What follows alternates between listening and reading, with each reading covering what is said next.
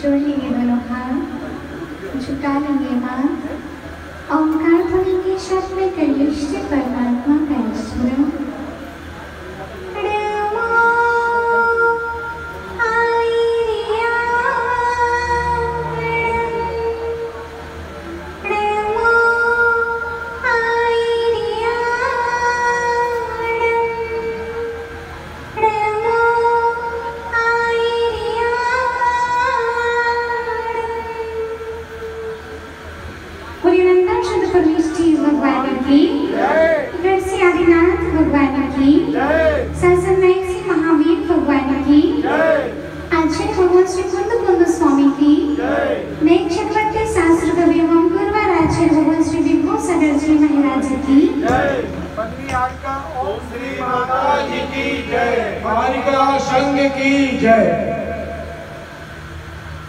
दशलक्षण महापर्व की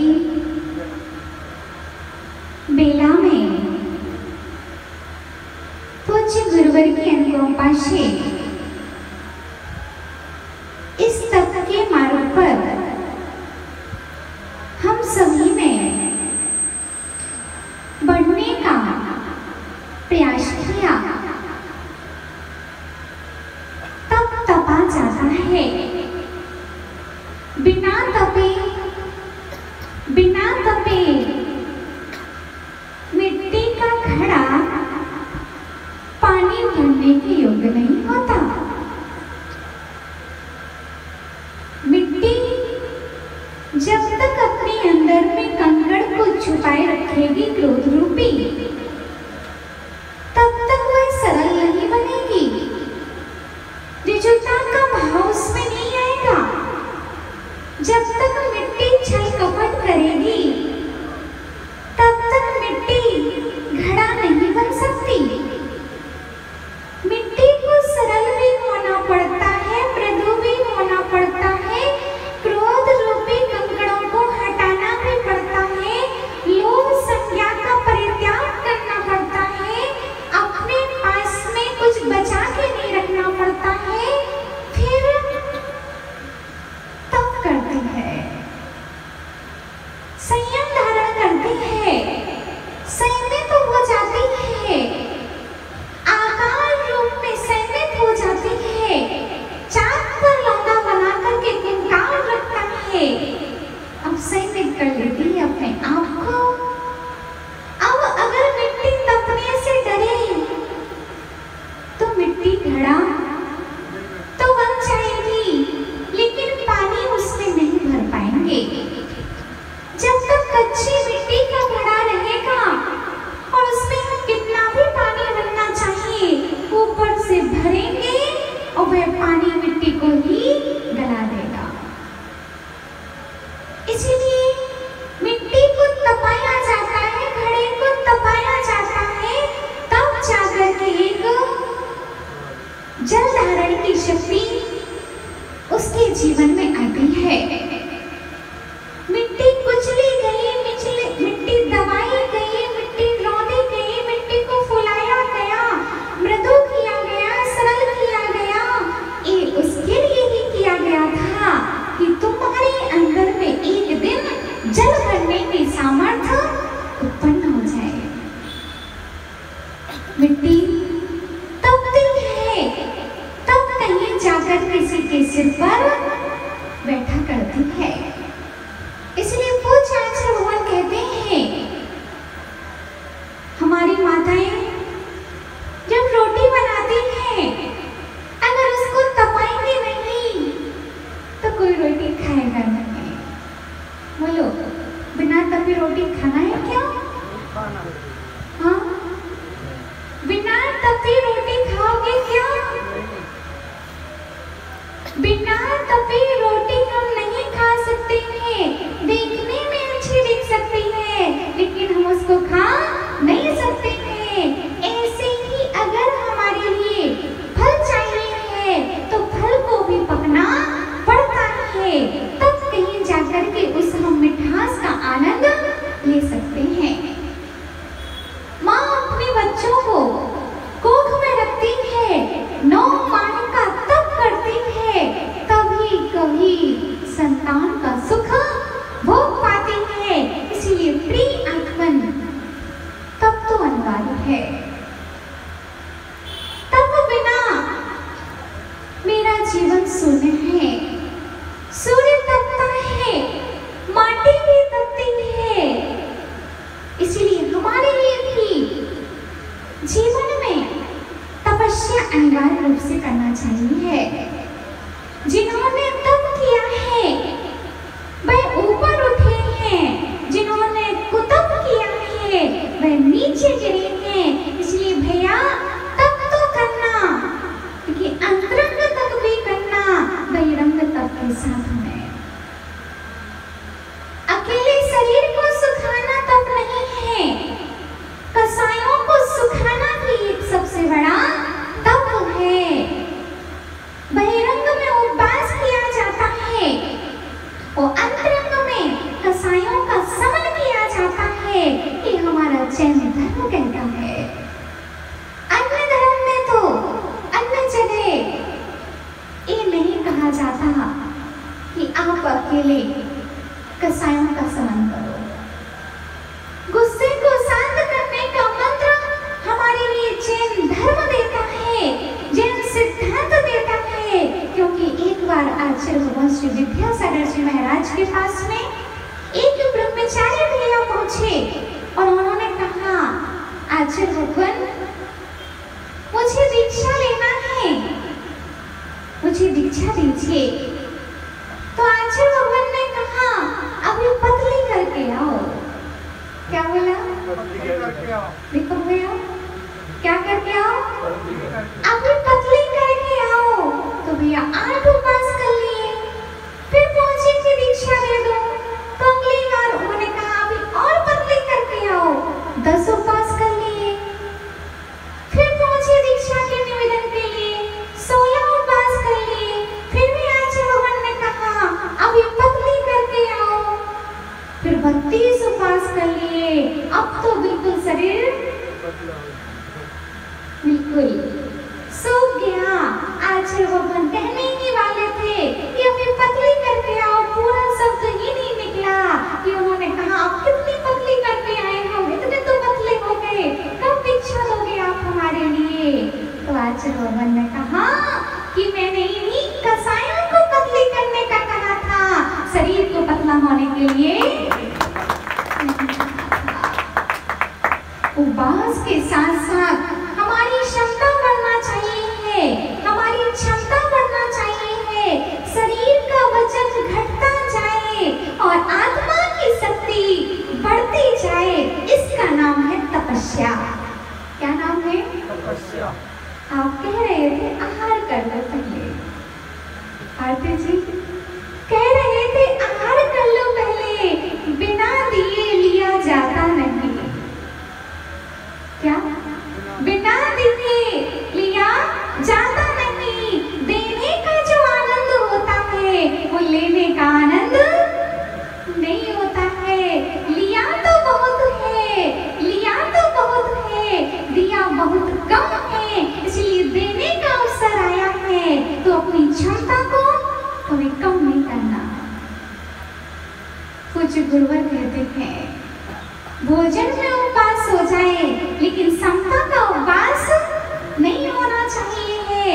कुछ गुरुवर हमारे लिए समझाते हैं कम कर्म क्षयार्थम तपते इति तपः। जो कर्म क्षय के लिए तप किया जाता है वो तप कहलाता है। वहाँ स्वामी भगवान कहते हैं इच्छा निरोधा तपः। जहाँ इच्छाओं का निरोध किया जाता है वो तप कहलाता है।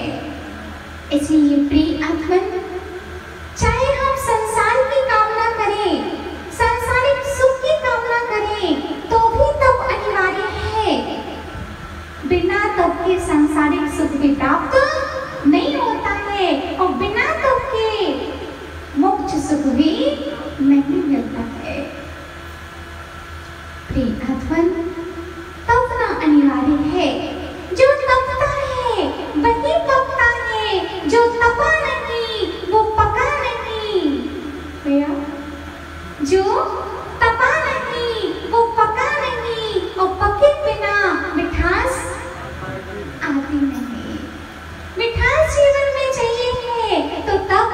अनिवार्य है। अरे भैया, भरत चक्रवर्ती था, उसको दिग्विजय की यात्रा पर जाना था, शत्रुओं पर विजय प्राप्त करनी थी, तो उन्होंने 3 दिन का उपवास किया था। क्या किया था?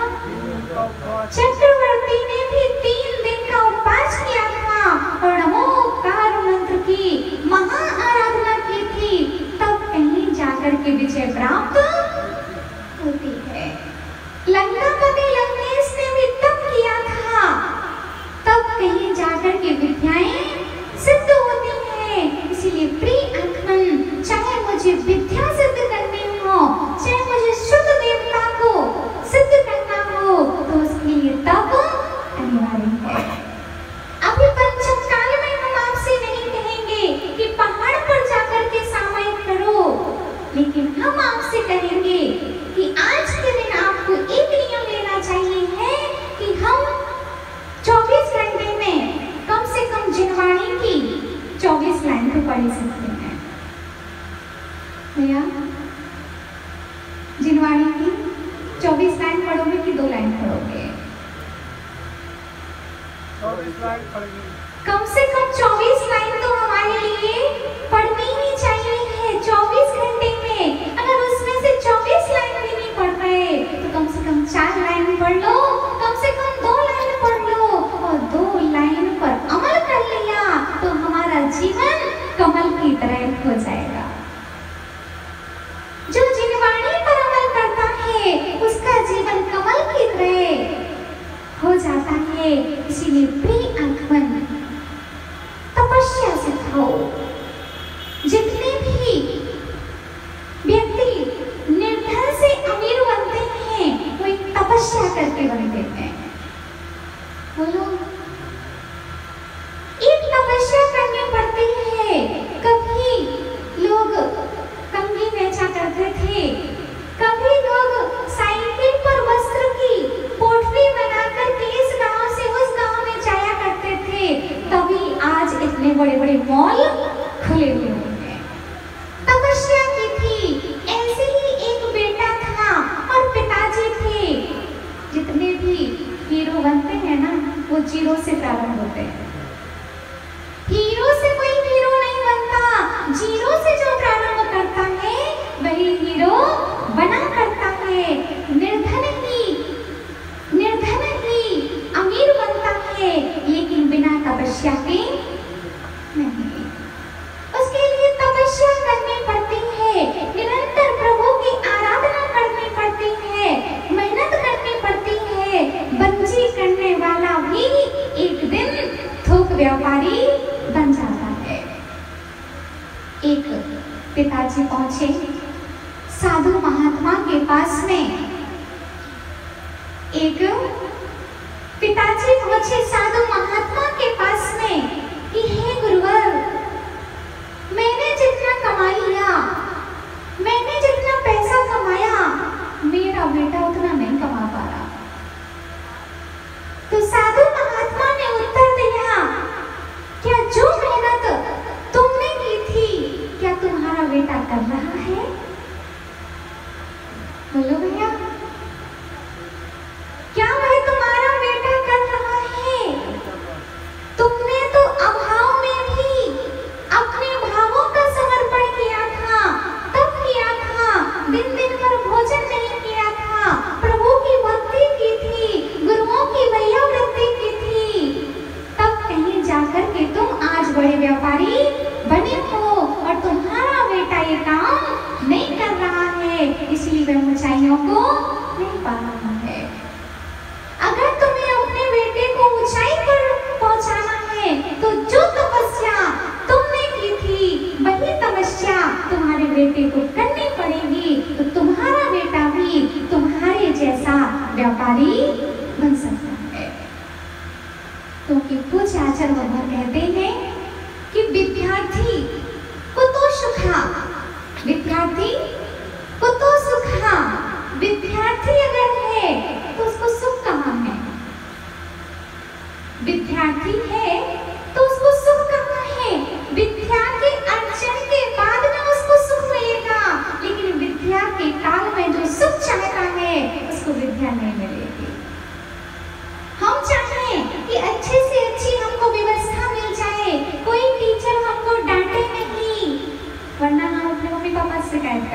टीचर को ही अलग करवा देंगे। तो ऐसे विद्यार्थी कभी आगे नहीं बढ़ पाते हैं, क्योंकि गुरु की डांट हमारी उन्नति में सबसे बड़ा कारण होती है। अगर हम लोग याद नहीं करते थे, जब संघ में आए थे तो पूज्य गुरुवर कहते थे कि जब तक हम आहार से नहीं आ जाएं, तब तक यही धूप में खड़े रहना। 2 गाथाएं याद करोगे तो एक टाइम का भोजन मिलेगा, और अगर दूसरे टाइम आपको भोजन करना है तो 2 गाथाएं आपको याद करनी होगी, वरना आपको भोजन नहीं मिलेगा। और हम लोग भी ऐसे ही थे, थोड़े चालाक भी थे, ऐसा नहीं थे कि सरल ही हो। हम लोग भी क्या करते थे, गुरुवर का अगर उपवास है और हमको भोजन नहीं करना है, गुरुवर का उपवास है, हम भोजन कैसे कर सकते हैं, तो हम लोग याद नहीं करते थे। तो गुरुवर कहते हैं कि बेटा तुम हमारे शिष्य हो, तो हम भी तुम्हारे गुरु हैं, खड़े रहो यहीं पर, खड़े रहो यहीं पर, जब तक याद नहीं हो जाएगा तब तक आप भोजन करने नहीं जाओगे। भोजन भी करना पड़ता है, भोजन भी करना पड़ेगा और याद भी करना पड़ेगा। ऐसा नहीं कह सकते थे हम लोग कि हमको याद नहीं हुआ। याद नहीं हुआ ना बेटा, कोई बात नहीं, यही खड़े रहो आधे घंटे तक। जब याद हो जाए तब भोजन करने के लिए चले जाना।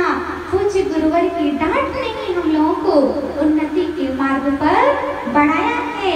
जब अगर हमारे लिए सुविधा मिल जाती, हम लोगों ने कभी वॉशिंग मशीन का प्रयोग नहीं किया।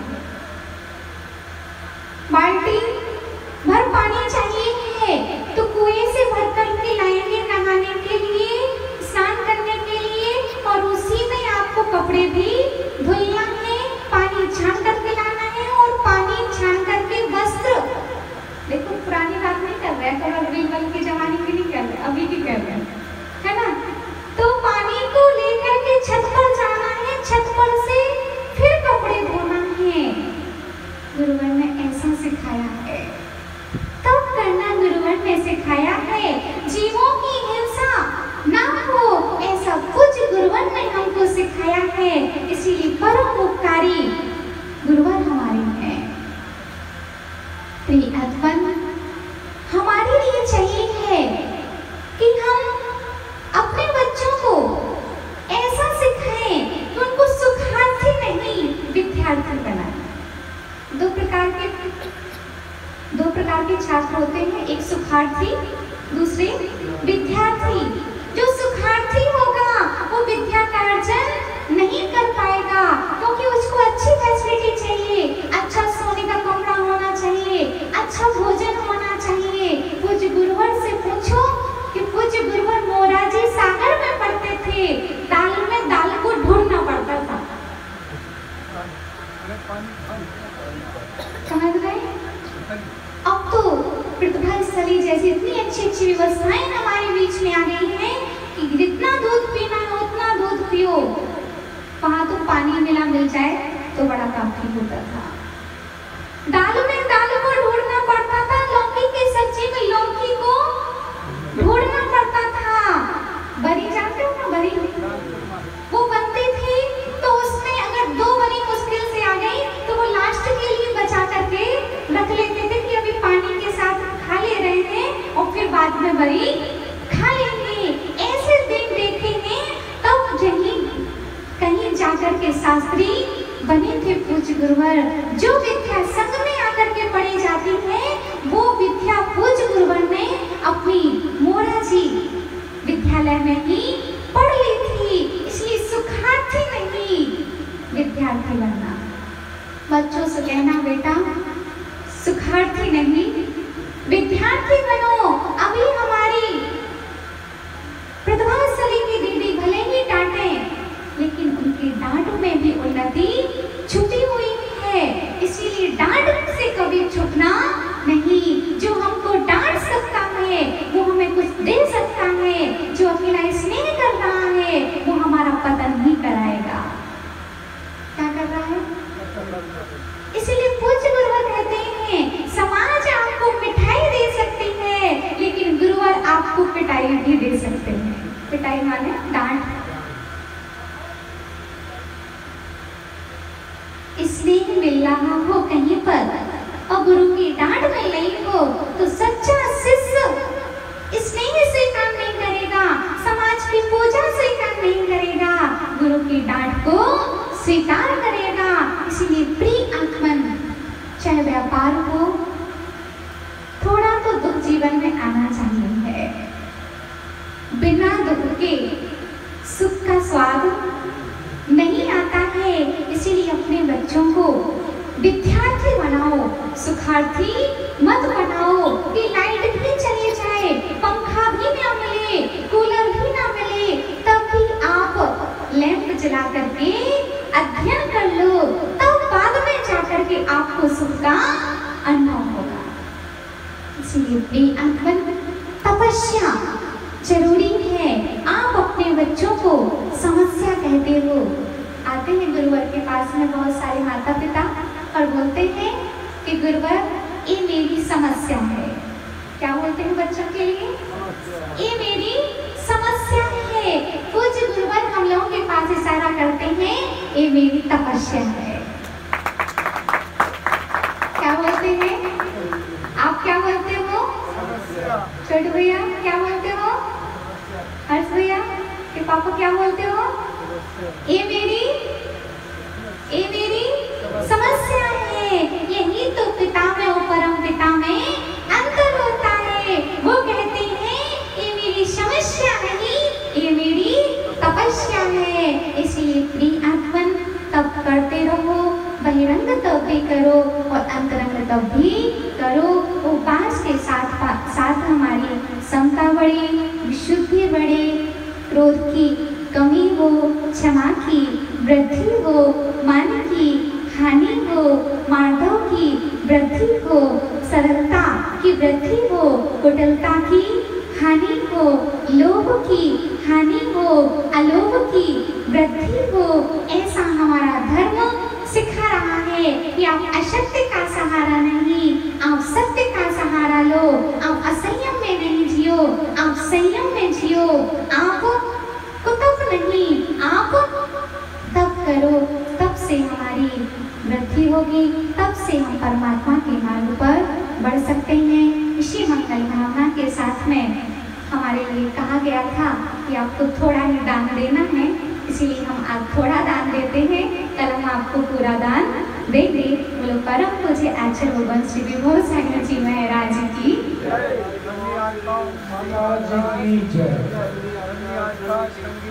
धर्म सभा में आने वाले समो शरण जाते, धर्म देश ना सुनने वाले दिव्य ध्वनि पाते। गुरु मिले तो प्रभु मिलेंगे कहती वाणी माँ, बार बार हम शीश झुकाए हे जिनवाणी माँ, हे जिनवाणी माँ।